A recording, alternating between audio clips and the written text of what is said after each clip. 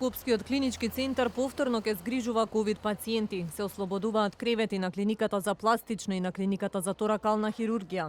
Од Министерството за здравство информираат дека поради тоа ќе се изведуваат само итни операции и операции на малигни болести, а ново ковид одделение се подготвува и на клиниката за кардиологија. Според последните податоци на здравствените власти во изминатово деноноќе примени се 70 пациенти на ковид одделенијата во главниот град. Во моментов 514 се лекуваат на инфективните оддели во Скопје, а поради големиот наплив на пациенти на кои што им е потребна хоспитализација, отворен е и ковид одделот на клиниката за травматологија. За само 2 дена повеќе од половина од капацитетите на клиниката за траума се веќе исполнети со ковид пациенти. Сите пациенти кои се травматолошки се префрлени на клиниката за ортопедија, тој еден спат погоре. Значи и сите се згрижени. Не враќаме ни еден пациент, значи сите се примени, на сите им е дадена помош, така да моментално ковид одделението што е на траума доле функционира со 17 пациенти. Работиме на создавање на дополнителни капацитети, затоа што напливот према болниците е огромен. Така да сега за сега добро менаџираме во рамките на нашата установа.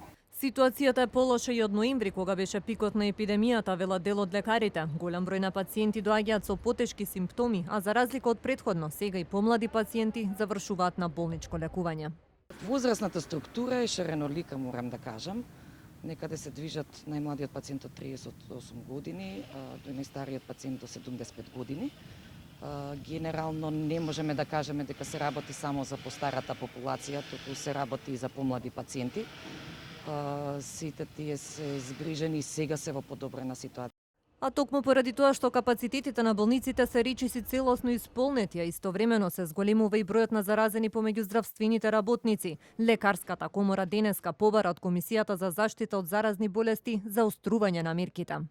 Апелираме до Комисијата за заразни болести сериозно да го земе предвид воведувањето на дополнителни рестриктивни мерки и протоколи. Свесни сме дека фактот дека овие мерки се крајно непопуларни, но во интерес на одржливоста на болничките капацитети и зачувување на јавното здравје како здравствени професионалци, сметаме дека нивното воведување е повеќе од потребно. Министерот Филипчи, председателот на Комисијата за заштита од заразни болести доктор Караџовски вчера соопштија дека нови мерки не се потребни поради тоа што очекуваат актуелните да дадат резултати.